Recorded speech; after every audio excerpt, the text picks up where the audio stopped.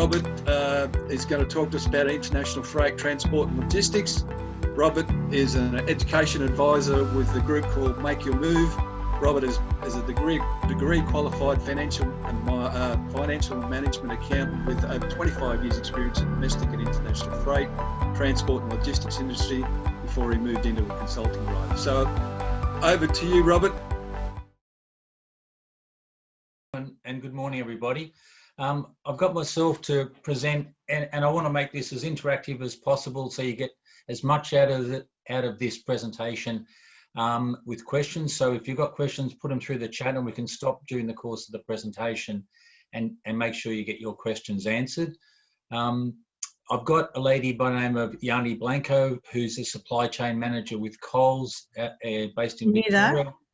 She's going to also talk to you later on. We're going to have a bit of a chat to her as well. So someone needs to turn their mute off. Yep. Can we mute? Could we have mute there, please? Thank you. Okay. Tom, can I assume everyone can see the screen? Yes, you can. Okay, so let's get into it. Let's talk about a little bit about what is international freight transport and logistics. Bear with me. So there's two things I want to try and get across to the audience today, and we have been as part of this educational process, is within this industry there is importantly employment variety and there are career pathways. There's various career pathways to get into this industry. So we'll talk about some of those pathways today. Importantly, this industry, and everyone knows about COVID, don't need to tell you about that, but the federal government announced back in April that just like the health system was an essential service to make sure people got looked after through COVID, that the actual logistics industry in Australia was an essential service. So that's a very important thing that the government realised very early on in our COVID life, that to make sure that goods can move around Australia, to make sure that importantly pharmaceuticals, masks, toilet paper, it doesn't matter what it is, could get itself into Australia by air or sea, that they made sure that they had that understanding amongst the community and amongst the member associations that they were important to try and help everybody in Australia get through the COVID situation. Most people that I've spoke to that don't know anything about the logistics industry or transport respectfully think it's a fat old guy driving a truck down the Hume Highway somewhere between Melbourne and Sydney. And yes, there is fat old guys driving trucks down the Hume Highway, but there's a lot more to this industry than this image, and we're going to get hopefully through that. I'll give you a couple of examples of things to try and push your mind about what is the logistics and transport industry. Everybody understands and buys stuff online. You know, for those who are at school or might be working from home, you know, you get on the computer, you go onto eBay or Amazon and you place an order for, you know, a new cap, a new shirt, a new Fitbit watch or whatever. You use someone's mum and dad's credit card. A couple of days later, you know, 48 hours later, that Fitbit is sitting a little box on your doorstep when you come home from school. Where it came from, did it come from, you know, Mildura? Did it come from Milan in Italy? You don't care, as long as it gets to you within the right time and you're able to track it and trace it. That is logistics. Someone's making that happen. Another example is, say, something like Uber Eats. That's a logistics business. It's a smart logistics business using very good technology that you place the order for pizzas. You use your credit card, it goes to a restaurant, the restaurant prepares the pizzas, sends a message out to a driver who hops on a motorbike and delivers it to your house. Half an hour later, you can track it, where's that driver up to, etc. Another example of the industry in terms of logistics is Woolworths. Sorry, Yanni, I should have used Coles as the image. Is Woolworths. You can go to Woolworths or Coles and you go down that aisle and you know that you want to get your favourite pasta sauce. So you push your trolley. Woolworths and Coles have got to make sure that your favourite pasta sauce is always on the shelf, available to you every time that you push that trolley down there. That pasta sauce might have come from Milan in Italy. And if it's not there that day and that's important to you, you'll go to a different store. You'll go to Coles, you'll go to Aldi, you'll go somewhere else to shop. Their whole mandate is to make sure that the supply chain, and Yanni can talk about this much better than I can later on, is there working for their business and importantly for their customers every day. Every shelf is full. Another example, and it's very, very good example in the COVID world, is an organisation called QuickStat, global organisation that does nothing else than move medicines, pharmaceutical items around the world, and very fast for obvious reasons. So, for example, if there's drugs that might be coming in to be tested by the University of Queensland for trying to find a COVID vaccine, an organisation like QuickStat will take some of that raw materials and inputs that might be coming from somewhere in China, fly it down, get it into Brisbane Airport. It'll be packed in a certain way to protect it and make sure it got to the University of Queensland in the most appropriate time. It's very important, and there's organisations that do nothing else. There's organisations that do nothing else than just look after music, rock and roll bands, whether it's AC/DC or some other band or some musical, their job, and that's the only job they do around the world, is to move musical productions, musical bands, or as the example there, trade shows around the world. That's all they do from a logistical point of view. So my message here is, it is not that fat guy driving the truck down the Hume Highway. Another example is the Australian Defence Forces. The left-hand image with the soldier is all about a report done back in the Iraq War, where they actually found out that, unfortunately, that they left soldiers on the front line without having the appropriate ammunition and food to make sure they could actually protect themselves during the course of the war. So the logistics process within the armed forces wasn't working when they went back and did the review on the Iraq War. Another example on the right-hand side is the Australian military looking after foreign aid, which might be, a tornado or an earthquake or something like that around the world, and we go and use that logistical process to help other countries. And then you've got Australia. The great thing about Australia is we are an island. We're very, very protective about making sure that we don't allow something that's foreign to come into Australia that would impact our farm products, our vegetables, our livestock, our seafood industry, and contaminate it. It's a really, really big part of what they call the federal quarantine officers that look after this in Australia. But there's a whole industry of logistics related to the farm agricultural industry.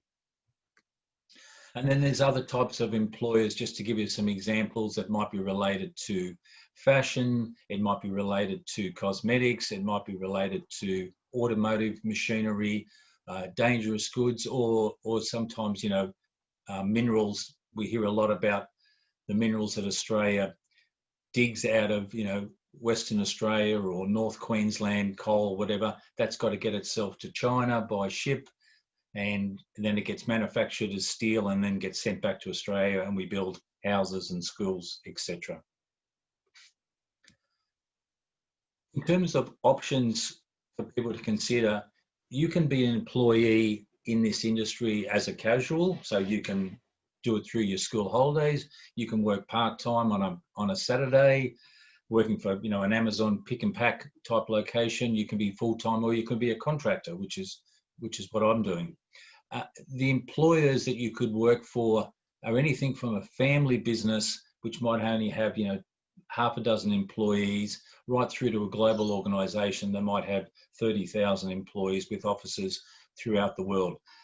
And importantly, you might start off in a family business, test it out because you might be a little bit shy, and you want to make sure that you're not amongst thousands of people and feeling like a cork in the ocean and getting pushed and shoved around. So you spend some time with a family business and get to understand and learn a lot about the industry, and then you, as you grow and get knowledge and get confidence, you can move yourself into other organisations that might be based nationally around Australia, regionally within Asia Pacific, or globally, if that's of interest to you. I've just got a short 1-minute video. I hope it works.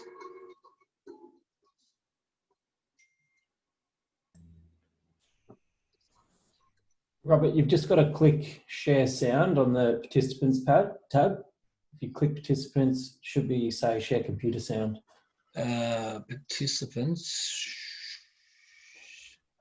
Oh, maybe the share screen tab, sorry.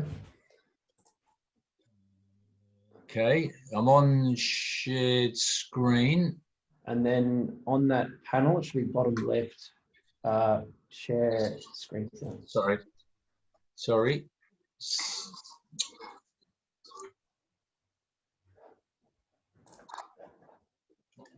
Say that again, sorry. Yeah, so if you click the share screen button, and then that should populate the other screen. It should come up with... share computer sound. That's the one, yep. Hopefully. Realised I definitely want to join the industry. Beforehand, I obviously finished year 12 and I was working with my father for a bit, helped him out with a couple of jobs here and there. I was originally going to uni, got an offer for international trade. A lot of people were saying that after 4 or 5 years after they complete their uni course that they were unable to find a job. Looked around and, I was looking at, where our shoes are made, where our clothes are made, where everything's made. It's completely overseas. That's a good thing about the import industry. There's so many opportunities everywhere. If you don't like one part of the area, you can go to another part. I wanted to not do the same thing over and over again, try something different every day, different scenarios. I think the main thing that I've learned is communication. I think that's the number one thing in freight forwarding. When you walk into the office every day, you're happy to go into the office because, there's always something different, something new that pops up. I'm happy where I am at the moment. It's fantastic here. I love everything about it. I think the main thing is I've given it a try and I've really liked what I've done because and now I actually get a feeling at the start and I go, okay, do I like this or not? I guess it worked out for me and I definitely really enjoy the industry. Okay. In terms of pathways into the industry, and let's just look at the left-hand side of the screen. You can learn about the industry through some school work experience with having things like immersion or virtual days, a bit like what we're doing now under the COVID world. You can come into this industry completely unskilled. So that's important. If you're a year 10 or 11 student or year 12 and you're not sure what you want to do, you can actually jump into this industry completely unskilled and actually have a crack at it. You can come in through a company cadetship, which is something that, Yanni might have done through her Coles experience. You can come in through some school-based apprenticeship, traineeship, SBAT. You can be, there's organisations called My Freight Career and Future Force, which are registered training organisations that do nothing else than train people or trainees in this industry. So they're a bit like a TAFE, but their only focus is in this industry. They're not doing hairdressing, they're not doing hospitality, they're not doing bricklaying. And they're the ones that we as an association would recommend as an example. You can certainly go to TAFE, which is the next stop point, and do some courses, or you can go to university and do a degree, as Yanni will talk about it herself. But let's park the pathways for the moment. Let's just talk about what skills and attributes that the industry is looking for. And you don't have to have all of these, and you don't have to have all of these today or in a year's time, but these are the kind of things that employers are looking for with people coming into industry. If you're fortunate enough to be able to speak a second language, that's great. If you've been fortunate enough to have maybe had a bit of travel experience with your family and you've gone to Europe or Asia or something on holidays, that's good to have that. Really important that you've got some part-time work history behind you to show that you've actually got a little bit of drive. Understanding global geography is important. Yes, you can look at Google Maps and all that sort of stuff, but you still need to understand, where countries are. When you start to get to some countries that are a bit more remote that you may not see on the news all the time, places in Africa or places in South America, you need to understand that. We're looking for people that have got teamwork. We're a bit like what Jonathan had there. You could see he's a soccer player, so he's part of a team. You've got attention to detail. You've got time management skills, and you're motivated. When I say motivated, I'm talking about if you're due to turn up to work on a Monday morning at 8 o'clock, the organisation wants you there at 8 o'clock. Don't wander in at 10 past 8 saying I got caught in traffic or I slept in. People will accept that maybe once or twice. Your boss will accept that, but the third time, you won't get it. It's not like school, and they'll just say, "Thank you very much, Jonathan, but we don't need you to come back in next Monday. Go and look for another job somewhere else." This is an industry that expects people to perform. You obviously got to have respect for customers, respect for your peers, respect for your manager, your fellow colleagues, good communication skills, whether that's written or verbal. And I'm sure most of the students on this call would have better technology understanding than I would, and the ability to problem solve. That doesn't mean panic. That means to think about what's in front of me and where can I work this problem out. And it might just be as simple as going to talk to a colleague or doing some research online or calling an organisation overseas in South America to find out where this exact shipment has got to get to, for example. And I'll repeat what I said at the start. You don't have to have all these skills today, but they're the kind of skills and attributes that we're looking for. Some of those pathways, I talked about the traineeships through My Freight Career and Future Force. There's some of the organisations that take on the trainees as an example, and Hartrod Logistics down the bottom. We had a young trainee by the name of Logan Fox who was going to speak to you today. He's just like a Jonathan, and unfortunately he's running in sick, which is really, really disappointing. And I feel that it would have been a great message to get across to the people on this call to hear it firsthand from a trainee. You can go to TAFE and do very various courses, certificates and diplomas in freight forwarding, in aviation, in logistics, in event management, in security, or you can go to university and do a degree in business. You can do a degree in supply chain and logistics. There's lots of options. I hope I'm making sense to everybody. Here's some idea of some starting salaries, because that's important. You come into the industry unskilled, or you might go to university and do a degree and spend 3 years at university, and you might come out on a salary of $60,000 plus, which might be what you want to do. Or you might be somebody that's more comfortable doing a traineeship. And with a traineeship, just as an example, you are placed within a host company. So one of these companies on the left-hand side, like Panalpina, DHL, they give you on-the-job training for 2 years. You get paid the award wage at the same time, and you get trained by My Freight Career and or Future Force in their TAFE equivalent course of, say, Certificate 3 in freight forwarding, for example, or Certificate 3 in logistics. So that's a great way to get into the industry. You're unskilled, you want to get trained up, you want to work for someone, and you want to get paid at the same time. That's a great pathway into this industry. Where you go at the end of that 2 years, if you've done a great job at the end of that 2 years, obviously the host company would want to keep you on and they'll offer you full-time employment. But the choice is yours, whether you want to stay or not. If you last the 2 years, you're really on your way to taking big steps in this industry. Some of the career options, I've got in red there about the driver, which was the initial image, but look at all the other different types of careers that you could get into, whether it's in the finance and accounting, which is where I sort of jumped into it before I got into operations, working at the airport, working at the seaport, working for the government authorities like customs, quarantine or security, or working in sales development, customer service, marketing, IT, project management, There's lots and lots of different career pathways or different career opportunities for people, and you don't have to be stuck in one for the next 20, 30 years. You can move around. We've all played snakes and ladders, I'm assuming, when we were younger, and this image is really trying to get across the message.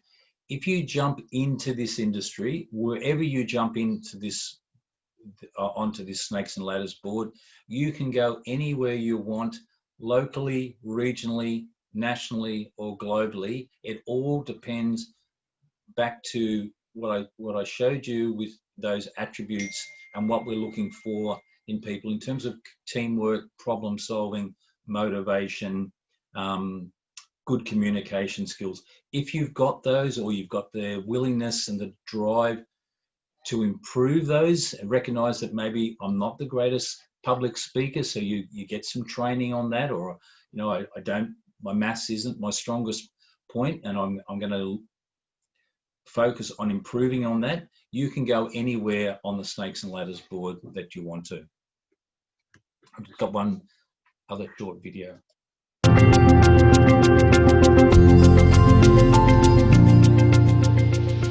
So I actually went to art college. I had nothing to do with freight forwarding at all, completely other side of the spectrum.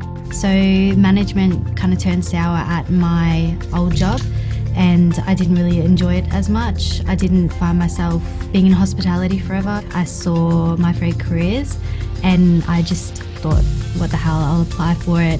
With traineeships, especially at Kunanagal, they try to get you in different departments. So one day you could be doing operations, in a few months you could be doing cartage or customer service. With any job you're in freight forwarding, it's a serious thing. It matures you, it grows you as a person in your professional style and your personal life. Down the track, if I wanted to move to, say, Bahamas or Fiji, I could literally talk to my human relations and just ask, and they'll be like, yeah, go, sweet, because there's an office in every single city, every country in the entire world.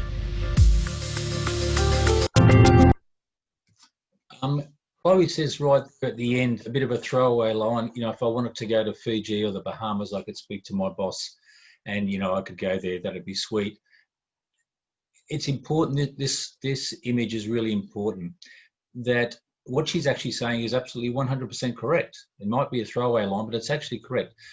To move anything by marine, which is sea freight, or aviation air freight, anywhere around the world, there are global standards. And so if you learn through your traineeship, or for example, to move something from Brunswick in Melbourne to Milan in Italy, by air or by sea, and there's a process, and there's standards and there's rules. It's exactly the same process to move it from that same item from Milan in Italy to New York in the USA by air or by sea. So why I say that is, if you're a lawyer, for example, then you learn the law in Australia and you can't practice overseas until you go over there and basically do a bridging course. If you learn logistics in Australia, you can take those skills, plant yourself, when you get to 24 and you decide to go overseas to Europe on a working holiday and decide you run out of money, then you're in Milan and you use your resume, you get a job working for Hartrod Logistics in Milan, and they've got shipments moving from Milan to London or Milan to Shanghai or Milan to New York. You can do that. You might have to know Italian and might have to be able to read Italian, but let's assume you've got some of those multicultural skills. Your skills are very, very transferable globally. Importantly, climate change is such a big thing for the world at the moment. Whether you believe in it or not, that's not what I'm getting across. But having transport and having people come into the industry who can think outside the box and are going to use smart ways of moving goods, because we're always going to have to move goods around the world by air, by sea, or with that fat guy in the truck, by road or rail, using technology and people who can problem solve and make sure that the industry has a lesser climate footprint in the next 5 years, in the next 20 years is important. And so it's all going to be about the human and the skills that they've got that we want in this industry and people that can take us forward. And just when you think, okay, I know what company I work for, I've done some training, I've learned how to send a shipment to New York, I know who my customer is, yes, I'm in operations, but maybe I might want to get into sales and marketing. I'm pretty comfortable with what I'm doing. Something happens around the world because it is a global industry and it impacts our business. COVID, perfect example with the pandemic about how that's been treated by the Australian federal government that were essential services. But it could be some of the things going on right now with China. If you're listening to the news, there's quite a bit of tension between Australia and China about trade at the moment, and even about news reporters that are being sent back from China. So all of a sudden, maybe we can't sell that seafood into China. We've got to find new markets in South America or in Europe. Exchange rates that you see on the news each night.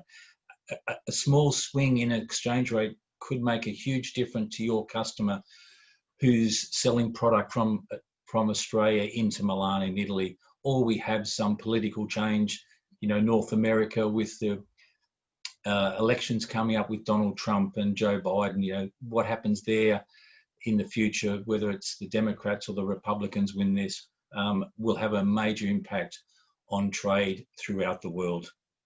Or you might have a war, heaven forbid. I just jumped on Seek and in the region of the Northern Land, I just had a look at just some jobs. I picked a salary range, around about 40,000, and these are jobs that are there right now.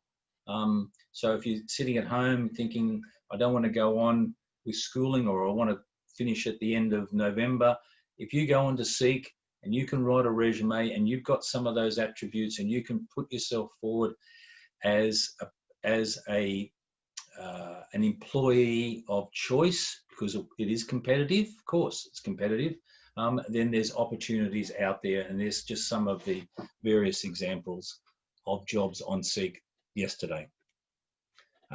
If you're interested in some of those videos that I showed you Jonathan and Chloe. There's 4 others, Josh, Jake, Aphrodite and Joshua. They have different roles, but it's not so much about the role, it's about how they got into the industry and what they're finding out about themselves, probably more importantly, as they become an employee and working for an organisation. I'd now like to introduce, if I could, Yanni Blanco. So I'm going to have to, Tom, in terms of getting Yanni on the screen. Tom? Just stop sharing screen, Robert. Done? Thanks, Sam. And if you could get Yanni up. Yep, Yanni's there beside you. Oh, is it? Okay. Yanni, can you chat for us, Yanni? Hello, Yanni. How you going? Hi, everyone. How are you doing? Not Yanni with two ends, but Yanni with one end. Yanni Blanco. Yes. How you doing, guys? Thank you very much, Yanni. So for everybody, Yanni Blanco is the supply chain manager with Coles in Victoria. And Yanni's kindly agreed to answer some questions for me. So we're going to have a little bit of an informal interview with Yanni about, I suppose, firstly, Yanni, how did you get into this industry and what was your pathway into this industry? Yes, so I'm a supply planner for Coles supermarkets here in Victoria. I started my high school final year. I actually didn't know anything about supply chain or whether I wanted to be in a supply chain role. I actually wanted to be an accountant because that was my auntie was. No one in my family was a supply chain. Was in supply chain or logistics. So I started studying accounting, and in the first year I was like, no, this is not for me. I'm not dealing with these balance sheets and microeconomics and microeconomics. So fortunately enough, I actually roll into a logistics basics course training, and that's where I I found my call. So Yanni, did you? Of course, yeah. Yanni, sorry, just to interrupt. So you were at uni studying, and you decided to change degrees. Yeah. So you didn't have a job Yes. to go to. You just backed yourself that you could do a university degree in supply chain and get a job at the end of that 3 or 4 years. Yes. Okay. Definitely. So in my first year of uni, I was like, my mind was I was going to be an accountant, and I didn't want to keep on doing that. So I stopped that and started doing my supply and logistics course training. So, and then that's where I find my call and started to do. So I have a background in industrial engineer, where you see improvement of processes, and you actually see logistics and supply chain. So it's supply chain is a broader. It's a you can actually be an industrial engineer, a mechanical engineer, and found your way to supply chain for project management or any other activity that you choose. Yanni, how did you get your job at Coles? Did you have to just throw in a resume and have a crack at it? How did you land that job? Yeah. Was it what you expected? So, yes. So I have a background in manufacturing, so I just wanted to do something different. And the opportunity for Coles supermarkets was there. So I found through Seek. So I went through Seek, check out what were the offers, and there was a vacancy in Coles as a supply planner at the time. So send out my resume. We had 2 interviews. So at that time I was living in Adelaide, and we did one Skype interview, and then another second interview was face to face. So so they actually ask you about behavioral questions, which is like, how do you deal with a conflict? Have you be part of a team before? And just kind of like your background of what can you do in order to add value to the company. Yanni, did you have much support or guidance from either your family or your career advisors or other, people, friends of the family that to direct you towards this industry, or even just to help you eliminate industries that you may not want to do? Look, as I said before, my family was none of them are in supply chain logistics. So I actually have a few mentors and professors at uni that, luckily enough, they had the background, and they usually they used to work for the industry before. So they gave me great mentorship sessions on what to do, where to go to, and how to engage people in order to to achieve what the interview was there for. So how to approach from a supply perspective and the problem solving part. So I went to my professors and have them as a mentor in order to get the job. What was the biggest difference, or the jump from being in high school to actually having a full-time Monday to Friday turn up to work job? What was the biggest thing you had to, in your mind, get your head around, or what was the thing that challenges?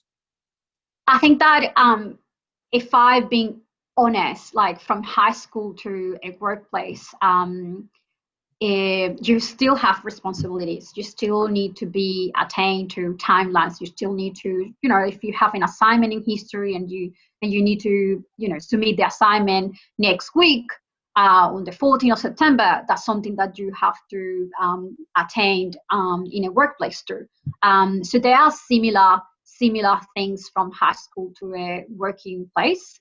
However, you are passionate about, like, so you are, motivated of doing things that you think out the box, that you want to do, or that you feel a fulfillment afterwards to be part of the team that actually land an important project for the company. So I don't see much, like I see a lot of similarities from high school to a workplace. Of course, you have the salary part where you are rewarded with your salary. But in terms of responsibility, communication, like high school skills, pivotal for your success in a workplace. And Yanni, has Coles been good as an organisation? They're obviously a very big organisation in Australia. Have they been good about developing your skills and more training and performance reviews and making you a better employee and ultimately a better person? Yes, so I think in every company and more in a big company, you always have a development and achievement process. So every twice a year, you are measure against the goals that you set up with your line manager, whether you achieve those goals or not, or whether you have a gap or an opportunity in order to improve your communication or your skills. So definitely the course supports on not only training courses, but mentorship programs and they give you skills and support in order to develop more and more. Definitely the part of the development is something that you drive as a person. You need to, have to drive on like being better as a professional and keep upskilling every time and have training all the time, so you are up to speed and whatever it's happening in the world. So and that's a really important point, Yanni, because you're actually saying that you have to drive with the organisation your training and becoming better person and an embedded employee, rather than just sitting back waiting for someone to tap you on the shoulder. Was that the message you were trying to get across just then? Yes, yeah, definitely. So you need to drive it. You need to be on the front seat, fighting for your personal and professional skills. Of course, the company will always support you, and they always will have skills and tools there for you to utilize them. But the motivation needs to come from you, definitely. Okay. Just last two questions, and then I'll throw it back to Tom and the team just to, if there's any questions for everybody. Is in terms of being at high school, Yanni, if she was 16, 17 again, is there any subjects that you would now have done back in high school that may have helped you in your supply chain and logistics career? Yeah, I think that looking back, I would think that problem solving skills in high school, of course, you have the day-to-day personal problem solving, but the actual techniques and tools in order to problem solve are not there. So I would have probably jumped in a training on a course about that, and even though a business administration or business knowledge about how companies operate, that will give you a great front foot of even to search what companies are looking for, and what are the top careers that the companies are looking for. Okay. Last question. In terms of you're just excluding COVID times, what's your normal week look like in terms of you're a manager? So what's a normal Monday to Friday, or do you work Saturday or Sunday? Do you have to work nights? Is it a 9-hour day? Is it a 6-hour day? What's a normal week for you? Yeah, for us as supply planners and even demand planners, we work from Monday to Friday. So there are, of course, exceptions when sometimes you are required to come on Saturday or Sundays, but that's not the rule. But it's from 7 a.m. to 5 p.m. or 8 a.m. to 5:30 p.m. And in a normal on Mondays, we always have a team huddle where we establish our goals and priorities for the week. Any call-outs or any major risk that we think that is going to interrupt our activities during the week. And then there's a lot of emails going around, and meetings with suppliers, basically, to collaborate and tackle things that we think that it will be good for both companies. So that's basically a day-to-day solving small problems, large problems during the week. And always with your team, engaging your team, engaging your line manager and your other stakeholders. So there are a lot of things that you probably might not know that all the stakeholders or all the people in the company can guide you through and can give you the guidelines in order for you to solve issues. Okay, thank you very much, Yanni. No, good. Thank you very much, Yanni. Appreciate it. Back to you, Tom.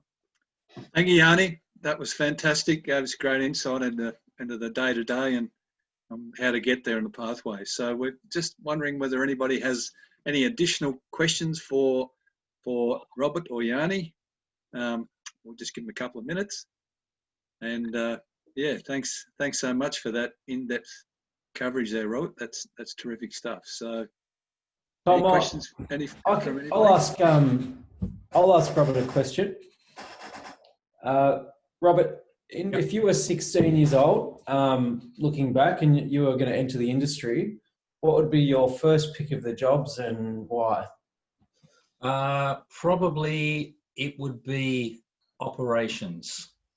I started my career in an office environment, in a business administration area, and in the end, I ended up in operations. You can look at data and numbers, but until you actually touch it, feel it, see it, stress about it, I don't think it actually resonates. So I'm probably a better employee later in life than I was in my early days. I thought I knew stuff, but really I knew diddly squat. And just going back to your presentation, you talked about pathways and, traineeships and, starting from that as an entry point, but also looking at university and looking at the earning potential at the lower end to the higher end.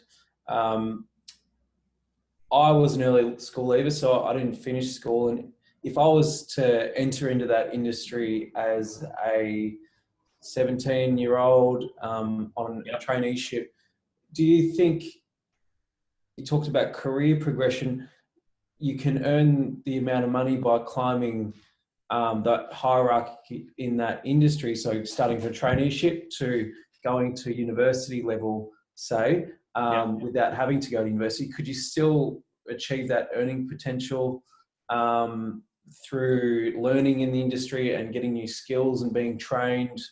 And I understand the question, Sam. Yeah, so the answer is absolutely yes, but it really is driven by you. And Yanni mentioned it a number of times about, she talked about training rather than just sitting back waiting for the company to say, at the next annual performance review, you need to do this training to make you a better employee, that you're actually on the front foot. So I think if you started unskilled or you started through a traineeship and you might have got to a particular ceiling, Sam, in terms of your earning capacity, you've got three options. You can talk to your existing employer and say, look, I'd like to move somewhere else on the Snakes and Ladders board within the organisation. B, I love the organisation, I love the team, I love our customers. It's good for me from a community point of view, but I want to do some more training. Would the company support me doing some more training at TAFE or at university? They might give you one day off a week, whatever it might be. Or you've looked at those options and they don't fit you at that particular time in your life, and you move on the Snakes and Ladders board to another organisation completely. So you pivot yourself somewhere else, and you might move hypothetically from being in the air freight business to being in the sea freight business, or being directly in supply chain like Yanni is. I hope that answers the question, Sam. Yeah, so I guess if you invest in, say, an organisation, that they would invest in you if you wanted to do more training. We just had a question from Malek. Sorry, Malek, if I pronounced that wrong. The question was around having respect for the drivers that deliver all the goods in the neighbourhood. How might I get one of those jobs? Yanni, you're in supply chain. No, Melek, we've got. Yeah. But I'm going to ask Yanni maybe. Oh, yeah, sorry. Sorry, Sam. Two Yannis. That's all right. No, Thanks, there Yanni.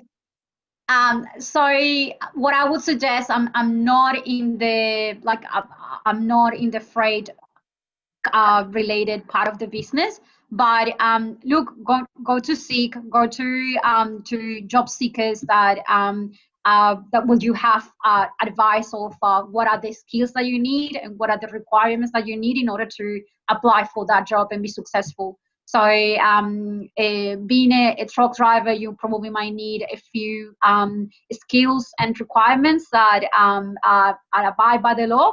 So you'll need to find out whether you got those skills and whether you need to up skills.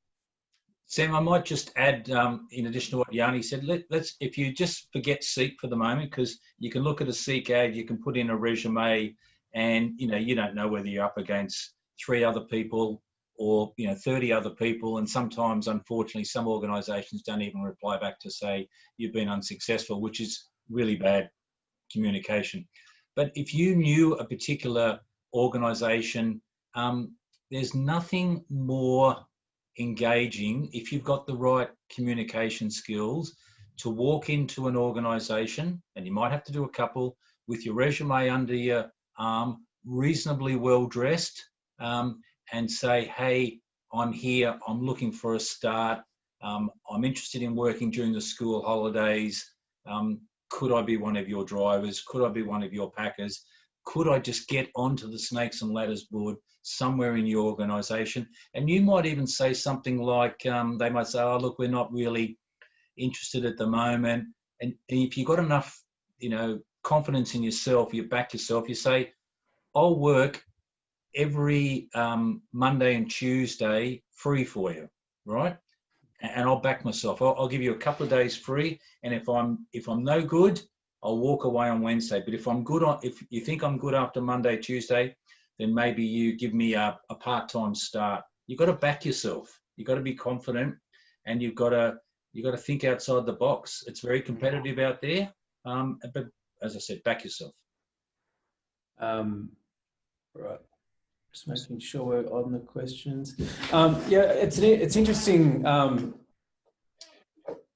Sort of leading on from Malek's question there, it's an interesting time to be in this space, because I mean, if anyone else is like me, the person I'm most happy to see is the delivery drivers, because they are making the whole world.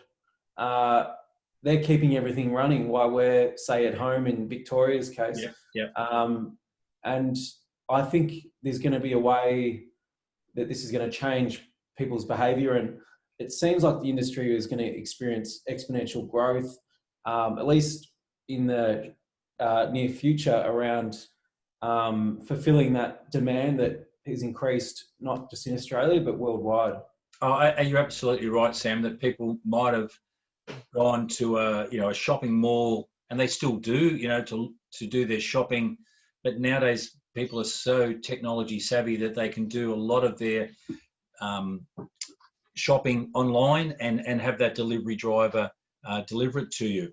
So yes, there's a job as a delivery driver, as Malek was alluding to, but there's jobs in technology to make that whole process even more efficient, or even being completely different, like upsetting the industry norm and doing something a little bit out of the box, which is exactly what Uber did. Sarah just commented saying they come on command, just order something online and it will come right to your door. And I think it's in terms of fulfilling a need for the community, there's really nothing that's more essential in our today's world and in the way our society operates. It's in terms of community contribution, there's not really, you've got your healthcare, you've got your education, you've got all of these different services, but in terms of a service that is universally used, yes, it's probably quite unique in that sense, in terms of what it actually contributes to society and the community. Just back on that, just on that driver, but using Yanni's Coles as an example, go back, Manjani, you'll know this better than I do, but if you went back 10 years ago, Coles would have never had a home delivery service, for example. Whereas nowadays, the customer, somewhat demands that. So Coles have had to pivot, and with the help of people like Yanni in the supply chain, work out how we're going to make that whole process happen, not only from the goods being in a vehicle getting to your house, but the technology behind that and the process of the payments and the restocking of supply in distribution facilities. Mm-hmm. So Yanni, you would have seen that Coles would be getting a lot busier, has been getting a lot busier over the last year, yeah? Yeah, it's been a challenging year, as our CEO have commented before. So it's been a challenging year, not just for retail, but manufacturing. Of course, we work with the federal and state government and with our suppliers in order to ensure that everyone is safe and that we actually deliver goods to our customers. But it's been a definitely challenging year with COVID. And Yanni, you might have, prior to COVID, obviously Coles and Woolworths go head to head, but in the early days of COVID, I heard that there was quite a bit of cooperation in dealing with the federal governments or the state governments or the health authorities to make sure essential services and food products got to people that needed it. Was that different through that phase? Yeah, so definitely through the whole process, Coles as a company and even Woolworths, all the retailers, they were in close communications with the state and federal government to make sure that the essentials goods were displayed in our stores and that people, every person could get those products. So there were a few restrictions that were made. Of course, and it was like a national restriction, but yeah, like I think that the work between states, federal, the whole retail industry to ensure that people get the goods, it's pivotal in the whole process. Okay. Thank you so much, guys. Robert, sorry, Tom. Robert, just quickly, if people want to get some more information about everything, we've got the website for Make Your Move. We've got that in the chat there. Is that a good place for people to visit? I might just share one screen, Tom. Can you see that one? Sam, can you see that screen? Sure can. We can, yeah. That's the one.